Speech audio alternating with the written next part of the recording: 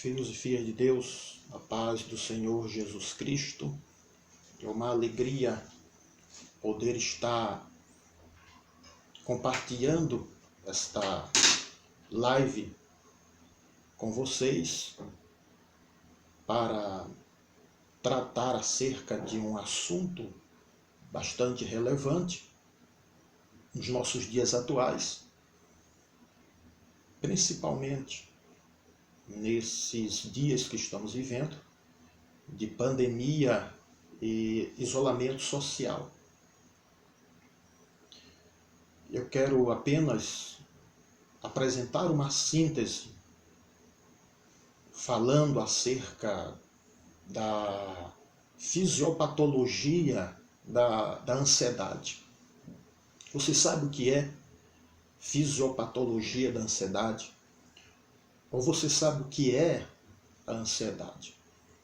A fisiopatologia, ela estuda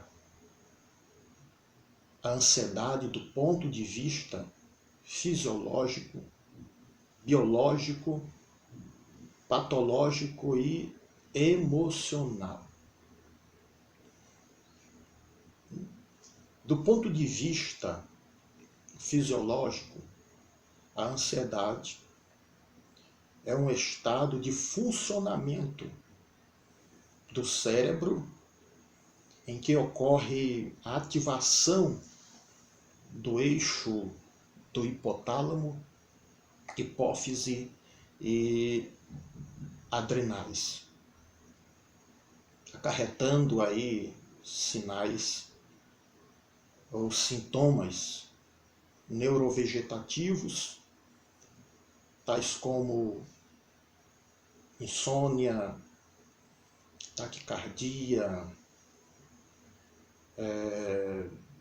também palidez, aumento da perspiração, ou seja, transpiração ligeira, atingindo aí as glândulas sudoríparas, causando sudoreses, bastante sudoreses, causando também tensão muscular, tremor, tontura, desordens intestinais, diarreias, angústias, medo, também movimentos repetitivos e outros. Portanto, a ansiedade, do ponto de vista fisiológico, é um mecanismo do nosso cérebro. Esse mecanismo, ele aciona o eixo do hipotálamo. O hipotálamo é uma estrutura do sistema nervoso central. E essa estrutura do sistema nervoso central, chamada de hipotálamo, aciona a hipófise, ou seja, a glândula responsável pela produção de hormônios da tireoide. E a hipófise aciona as adrenais, que são as glândulas que estão acima dos rins. E esse mecanismo, ele é importante para o nosso dia a dia. Por que ele é importante para o nosso dia a dia? Porque ele serve para nos alertar em situações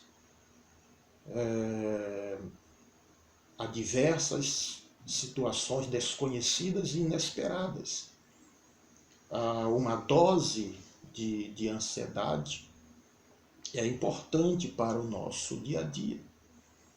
Ela aciona essa estrutura, ou seja, o hipotálamo aciona as glândulas responsáveis pela produção desses hormônios, e ao acionar essa estrutura e essas glândulas, tá? Ela nos mantém em alerta, nos mantém em vigília. Ela nos deixa em alerta para enfrentarmos situações adversas e situações também inesperadas. Tá? Ela dá aquele disparo de adrenalina em nosso organismo, em nosso corpo, tá? Para efetuarmos tarefas rotineiras. Ela nos leva a efetuarmos tarefas rotineiras e também nos lembra de compromissos. Quando nós levantamos pela manhã, tá? Esse mecanismo de ansiedade, ele nos lembra dos nossos compromissos, ele nos mantém em alerta, em atividade, e isso é importante para o nosso organismo, tá? Mas ela pode sair dos limites. A ansiedade ela pode ultrapassar os limites. Ela pode acarretar sintomas neurovegetativos, neurológicos. Ela pode acarretar sintomas graves e que vão interferir no nosso dia a dia, nosso estilo de vida, para a nossa melhor compreensão, para o nosso melhor entendimento. A ansiedade, ela se manifesta através de duas formas. A primeira é dentro do estado de funcionamento cerebral normal, que nós chamamos de relação emocional normal a certas situações da vida. Quando você vive dentro do estado de funcionamento cerebral normal, você está dentro dos limites. Você está vivendo, controlando a ansiedade. Agora, a ansiedade ela pode sair do controle. E quando ela sai do controle, ou seja, quando a ansiedade ela deixa o estado de funcionamento cerebral normal, ela pode evoluir para um estado patológico. Então, a ansiedade ela se apresenta através de duas formas. Como eu já disse, do estado de funcionamento cerebral normal. E, segundo, no estado patológico, ou seja, através da patologia. Quando nós falamos em patologia, estamos falando de doenças. Quando a ansiedade passa a ser patológica, quando a ansiedade se torna patológica, no estado patológico, o indivíduo ele apresenta um quadro de episódios leves, moderados, transtornos, tá? No estado patológico, a pessoa apresenta pode apresentar transtornos, né, e mais transtornos. A palavra patologia já diz tudo. Patologia significa literalmente estudo das doenças. Tem a origem na palavra grega, vem do grego patos, que é igual saúde, e da palavra logos, que é igual estudo. Então, patologia literalmente é o estudo das doenças. Então, quando é que a ansiedade passa a ser estudada como sendo uma patologia? Quando ela passa a ser estudada como sendo uma doença, ou seja, quando ela avança para o estado patológico? Resposta: quando ela começa a prejudicar o dia a dia da pessoa, causando transtornos físicos e psicológicos, causando angústia, comprometendo o ego e o superego da pessoa, passando a refletir em seu corpo. Quando você deixa de efetuar uma tarefa rotineira, não atenta mais para os compromissos, a pessoa interrompe conversas, a pessoa corta raciocínio das pessoas. Então, a ansiedade, quando ela passa a ser estudada como sendo uma patologia, precisa de cuidados. A pessoa que está sofrendo desses episódios, desses transtornos, essa pessoa precisa pedir ajuda. Sim.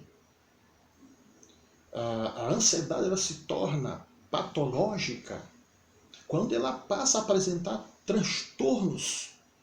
Por exemplo, o TOC, que é o transtorno obsessivo compulsivo, e o TAG, que é o transtorno da ansiedade generalizada. Outro transtorno, TAS, é transtorno de ansiedade social. Muitas pessoas são acometidas com esse transtorno. A pessoa que sofre do transtorno de ansiedade social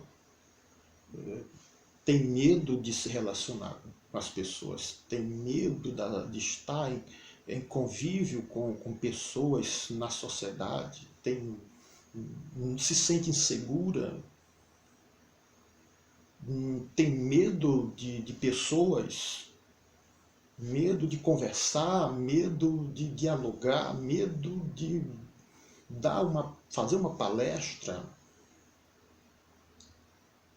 E podemos pontuar também outros transtornos, como TEPT, que é transtornos de estresse pós-traumático, depois que a pessoa sofre um trauma, e TDAH, transtorno de déficit de atenção e hiperatividade, e outros transtornos. São muitos transtornos e muitas fobias.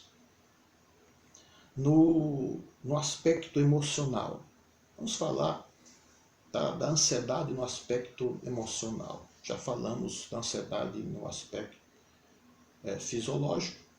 Vamos falar da ansiedade no aspecto emocional. No aspecto emocional, o indivíduo manifesta a sensação de medo, também sentimento de insegurança, antecipação apreensiva, pensamento catastrófico, aumento de período de vigília e, do ponto de vista biológico, tá? A pessoa apresenta, ela fica no estado de defesa, de fuga e de luta.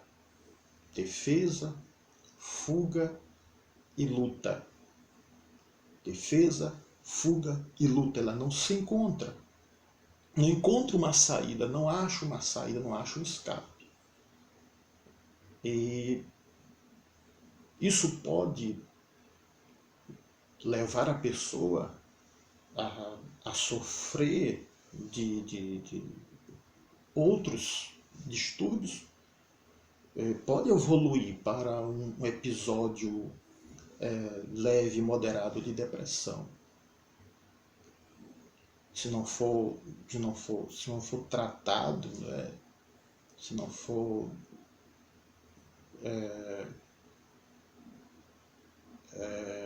estudado, se ele não receber nenhuma ajuda, pode sim, ele pode apresentar sintomas acessórios e fundamentais, né, de episódios, né, de depressão. Se você está sofrendo, passando, né, por